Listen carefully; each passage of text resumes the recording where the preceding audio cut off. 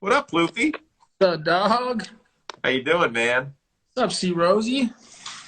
All good. All good. Did you stay up late and watch that Dodger game? I did. I was up. I watched it. Pretty cool, man. Yeah, we'll get to it. It was a crazy finish. I can't get used to Bellinger with the short hair. It kind of freaks me out. Hey, he looked good last night. Changed his hands up a little bit. He's real tight in here. I like it. Yeah. Yeah. All right, so we'll welcome you to the Thursday edition of baseball today. You know, we only have time for 5 topics, but I want to start. What are you eating? Don't worry. Is that peanut or almond butter? Or is that my nutso that you took from Costco the other day? I still have your nutso. This is almond butter. All right. Yeah, almond butter. Okay, good. That's good. If you want to dip into the nutso, it's really good. I got to tell you, man. Oh, I love it. All right. We don't even have time for all these topics. So I want to shout out to the Cardinals. Their 17-game winning streak came to an end, but awesome job by them. Giants, congrats.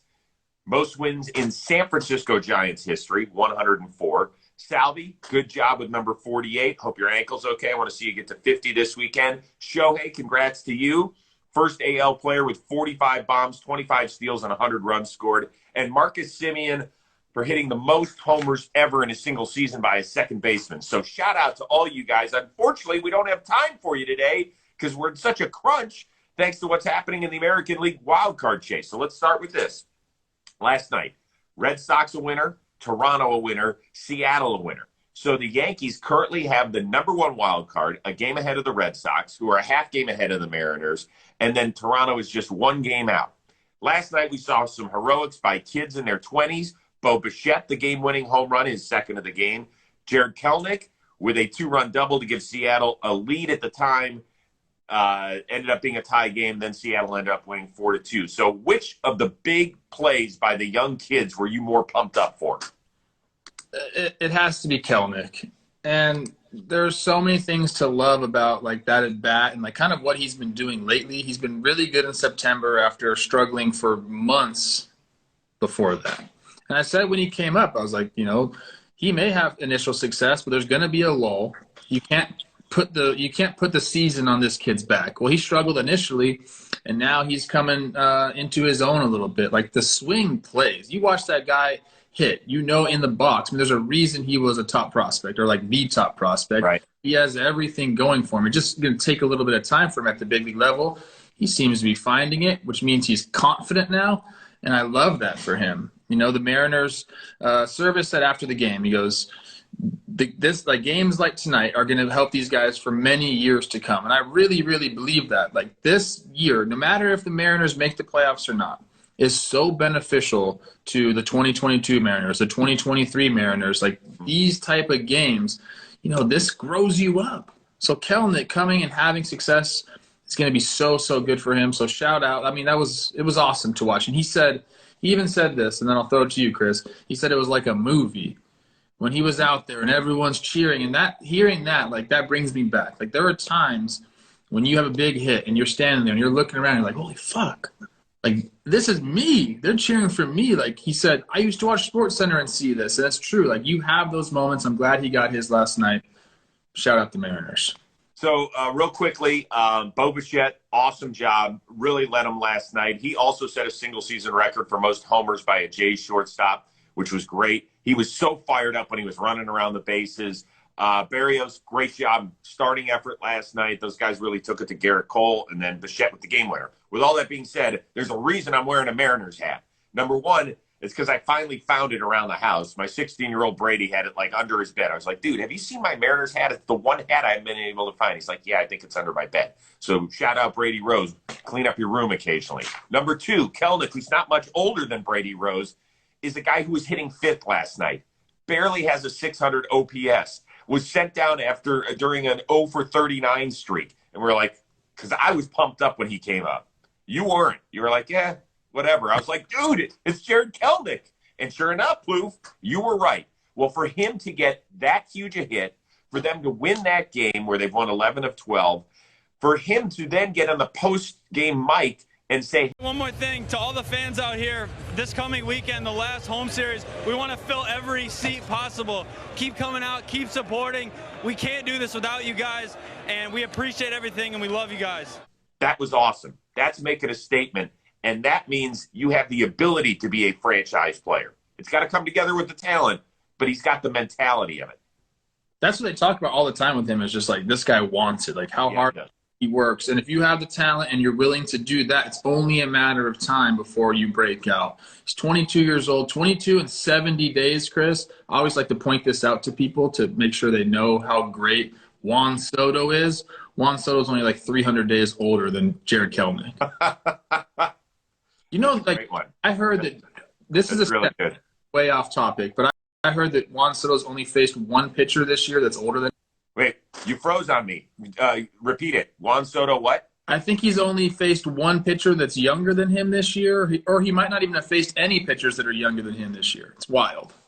That is, dude, I want to be that guy's financial consultant. I don't know anything about it. I want to sign up to do that. All right, number 2. Congratulations to the Tampa Bay Rays, who clinched the number 1 overall seed. How shocked are you that the Rays, for the second straight regular season, are the best team in the American League? I'm shocked. I picked them to go under their win total prior to the year. I think it was like 86.5. And I said, you know what? They just can't do it again. That was my whole thinking. Like, how, with the offseason that they had, okay, let's talk about it. Hunter Renfroe, DFA'd. Turn down Charlie Morton's option, your club option. See you later. So you go out, you get Rich Hill, you ship him out midseason. You sign Colin McHugh, who turns out to be a great signing for them, but they just didn't do anything. And you're like, how are you guys going to go and you just made it to the World Series? How are you not going to go do more in the offseason? They don't need to. And what's funny, you start to think about, why are these guys winning at the big level every single year? Like, how are they doing it? Go look at in the minor leagues. They win every year in the minor leagues too. Yes. Overall record in the minor leagues this year. They develop and they teach how to win in the minor leagues, and it shows because these guys come up and like, oh yeah, that's what we do. We win. So this will be the last year I ever take the under on a Rays win total. I promise you that. Well, let's not forget a few other things. Oh, Snell. They haven't had their best starting pitcher since June. They traded their starting shortstop, who has been a godsend for the Milwaukee Brewers, in May. And they're going to win 100 games. I also looked at the number of different pitchers they've used. Now, they've used, I think, 3 different position players to throw as well. So they've used 41 guys to throw a pitch this season. And I looked around and I said, well, how does that compare to some other teams? The Arizona Diamondbacks, who have lost 108 games, have also used 41 guys to throw a pitch this year. So they have used the same number of pitchers as a 108-loss team, and they're at almost 100 wins. That's remarkable. Yeah, they approach pitching differently than anybody else in the big league. So we know that. That's part of the reason why that's the case. But, yeah, man, you just can't – you just have to look and be like, wow, what you guys do is amazing. It's unreal. Unreal. And you know what else is unreal? It's the last week of the regular season, so it's your final chance to collect the players and moments that made this season so unforgettable with the Topps Bunt MLB Card Trader app. Topps Bunt, it's the official digital trading card app of the MLB and the MLBPA, and releases new content every day featuring your favorite players, both past and present, as well as iconic moments like teams punching their ticket to the postseason. The app is free to play, and collectors from around the globe come together to connect, collect, and play their collections in real-time scoring contests to win in-app prizes. So build the ultimate digital baseball collection, craft or trade in lesser-valued cards for more rare ones, play the card wheel to win a prize with every spin, and complete missions to unlock brand-new content. Topps Bunt 21 will also be the premier destination for all the playoff action, releasing new collectible content with every twist and turn of this year's postseason. Download the Topps Bunt app now in the iTunes App Store and Google Play. Go do your thing. It's just a few days left in the regular season. And so let's continue on with one of the craziest games of the year last night. Dodgers were down 9-5. They get a Betts homer to make it 9-6, and then they explode for 4 homers in the 8th inning. Was that a bigger storyline than Max Scherzer having a so-so start for the second straight game? I think Scherzer's start is more of a storyline. I love the Dodgers showing some grit and coming back there because I think, they need that before they go into the playoffs. They need to have a game like that, a comeback, something like that, get you going a little bit. But Scherzer, who Dave Roberts has been saying, he's our wild card starter. He's our wild card starter. I'm not so sure that's necessarily the case anymore. Buehler is not scheduled to pitch anymore this season. I think they have Sunday open on their scheduled rotation. So to me, that means, Scherzer might start, but that leash is going to be extremely short.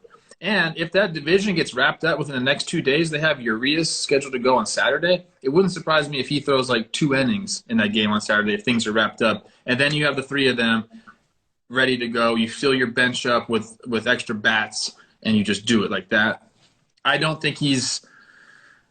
think he still will start, but I think they're having talks about other plans. What are we going to do? Because the one game thing is you can't have – leash is short. Has to be. And let's remember that when the Nationals made their World Series run in 2019, Scherzer got that start and was not great against Milwaukee. Mm-hmm. And they needed a huge comeback and the big-time hit by Soto and the misplay by Grisham in order to advance and then make their eventual World Series run. So you got to remember that. But a few things. So to me, it is the Scherzer thing. The Dodgers coming back was great. Those guys were fired up. Their offense hasn't been great the last 3 to 4 weeks. So I think that if that unlocks something for them and allows everybody to take a deep breath, including Cody Bellinger, who had a big-time home run last night, that will be helpful. But Scherzer in his last 2 starts, 10 1/3, 10 earned runs. Now, the thing that you look at, he made 2 starts against the Cardinals this year and did not give up a run in 14 innings. Isn't that kind of a big deal? It is a big deal. It is a big deal. And he's been so good, he's bound to have a few, mishaps here, a couple bad starts. It's just the nature of the game. You're just not going to run good the entire time. So they still have trust in him, especially with those numbers you just talked about with the Cardinals. But it just means that when they were thinking hey, this is going to be a Scherzer game, and then maybe we'll have Buehler ready to back him up. Now it's Buehler's going to be in the pen to start the game. Urias probably going to be in the pen to start the game, and we'll see how it goes. It's just right. Just tempered expectations a little bit. Got it. Okay, fair enough. By the way, he was done in – somebody made a good point in the chat that the defense was not great last night. It wasn't, and it probably gave the Padres some extra outs, but Scherzer was a little bit off, and he hasn't been super sharp. Yeah, his control hasn't been there. A lot of his swing and miss stuff hasn't been there, and that's really important in a one game. Mm-hmm. Okay. Did you check the one score that was probably most important to Milwaukee Brewers fans yesterday? That would be Wall 1, Devin Williams nothing. Unfortunately, he's going to miss the entire playoffs, it sounds like. He's going to have hand surgery. Went out, had a few pops after they won the NL Central. Got frustrated. We're not exactly sure about the story here, and ended up punching a wall and breaking his hand. And so their main setup guy for Josh Hader, one of the best in all of baseball, will no longer be participating in the playoffs. Came out, addressed the media, said all the right things. So too did Stearns, Counsell, teammates. If you were a Brewers teammate, how pissed would you be? Oh, man. Definitely initially really upset. They've been set up to go deep into these playoffs. It's a long season. It's finally here. Then you find out, one of your best relievers, one of the best relievers in the game, like you said, is now gone, and for really no reason. But then you just start to go and feel bad for the guy. There's no one that feels worse about this than Devin Williams. And he did say all the right things, and he's going to wake up for the next, 4 months. Every single day when he wakes up, he's going to think about, I can't believe I fucking did that. So we've all done dumb stuff when we're drunk. Has it affected a town's playoff chances? Most likely not. So that's what he has to deal with right now. I'm not going to bash him, though. He's just going to have to work, come back, be ready for next year, root his team on. There's nothing you can do now. Because like I said, there's nobody in this world that feels worse about this situation than Devin Williams. Right. I get all that. I understand it. And I sat there and I listened to his press conference, and the guy wanted to cry. And I don't know if we'll ever get the full story. I don't know who gets frustrated after winning a division championship. It feels odd. It's not gonna make anybody feel better or worse depending on what caused the anger to punch a wall, right? I mean, you just can't punch a wall. And for God's sakes, go watch the movie Bull Durham. Use your non-pitching hand. I mean, Kevin Costner taught that to Nuke LaLoosh. Let's clean it up a little bit there if you're a baseball fan. I just wonder about long-term.